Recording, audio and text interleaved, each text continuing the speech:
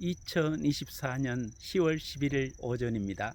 제가 있는 곳은 세계적으로도 유명한 창녕의 우포원읍입니다. 역사가 1억 년이 넘는다고 합니다.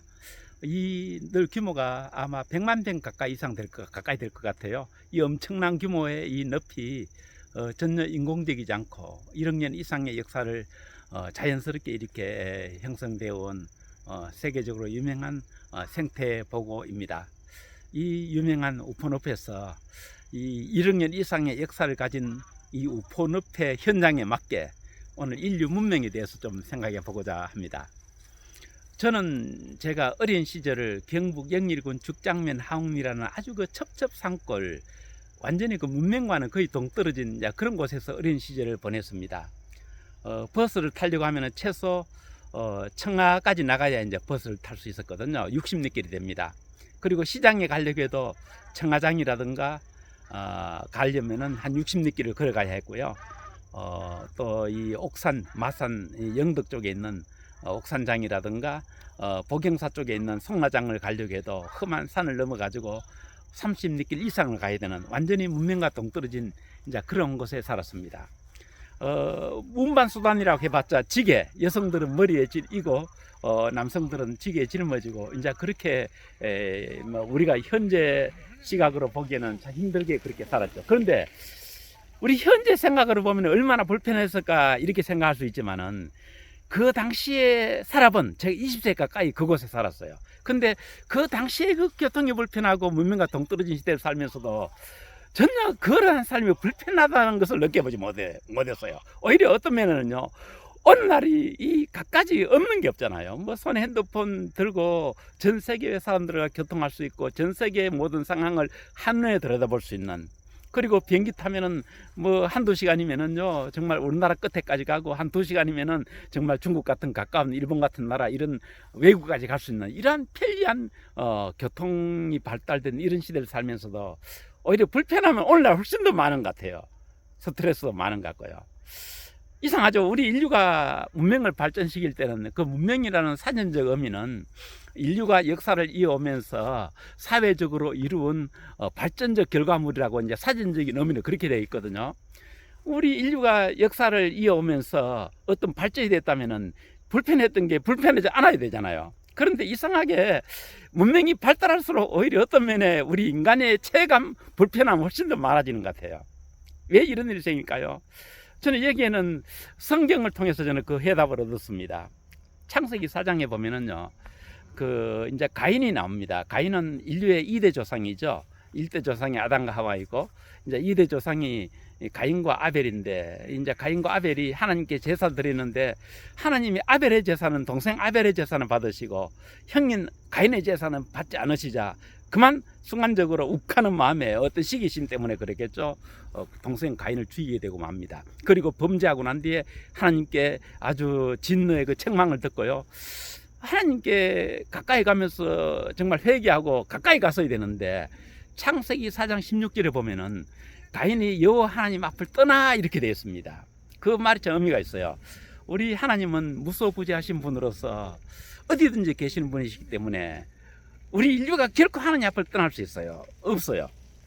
어떤 경우에도 모든 우리 사람들은 하나님의 눈앞에 있는 것이거든요. 그런데 그게 기록상 가인이 하나님 앞을 떠나 이렇게 말한 것은 하나님과 동떨어진 삶을 살기 시작했다 이런 말이 되는 것이죠.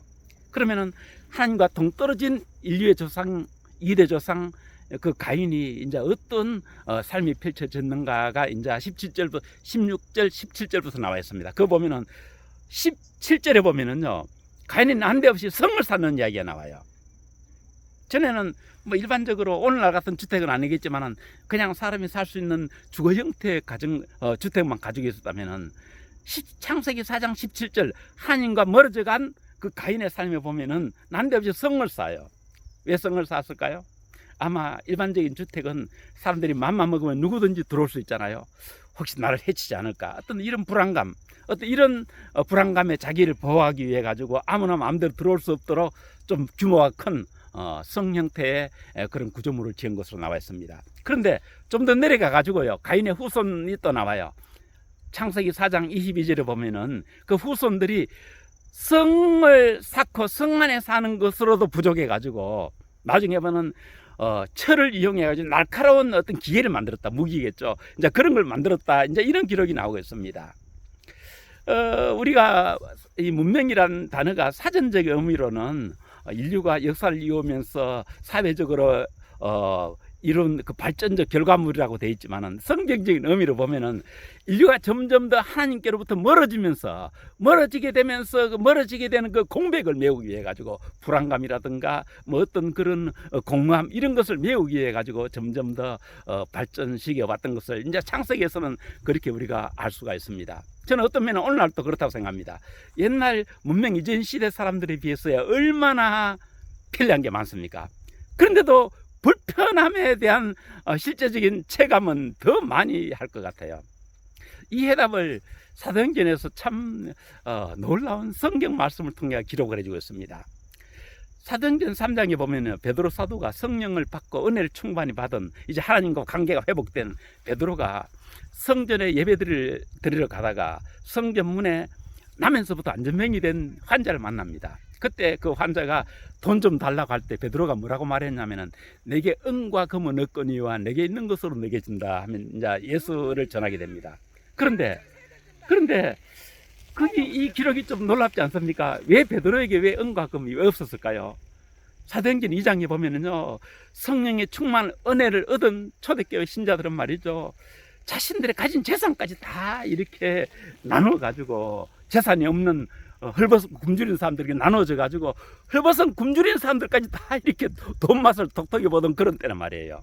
만약 베드로가 돈이 필요한 것을 느꼈더라면은 얼마든지 그 당시에는 좋은 의미로도 베드로의 주머니에는 돈이 있어야 되는 상황이에요. 왜냐하면 수천 명이 베드로의 사도의 설교를 듣고 은혜 받아가지고 뭐 어쩔 줄 모르고 자기 재산까지 가난한 사람들에게 나눠주는 이런 때란 말이에요. 그렇기 때문에 베드로가 정말 돈이 필요했더라면은 좋은 의미로 슬쩍 뭐 눈짓만 하더라도 얼마든지 베드로의 호주머니에는 충분한 양의 금전이 있어야 합니다. 그런데 베드로는 돈이 없었습니다. 왜 그랬을까요? 하나님과 관계가 완전히 회복된 은혜 충만히 받은 베드로에게는 자신에게 돈이 필요한 자체를 감지할 수 없었던 거예요. 저는 이렇게 생각합니다. 오늘날 많은 사람들이 부유하게 살면서도 정령 그네들에게 필요한 것은 점점 더 많다고 생각합니다. 왜 많을까요? 예. 우리가 하나님께로 가까이 나가지 않는 한 우리 인간에게 있는 그 어떤 그 공허함, 자꾸만 생기는 그 필요함, 어떤 이러한 부분들은 하나님 우리 마음속에 다시 들어오셔서 하나님으로 채워지기 전에는 영원히 우리에게 필요한 부분들은 점점 더 생겨나게 되고 그것에 대한 갈증은 점점 더 심화되리라고 생각합니다.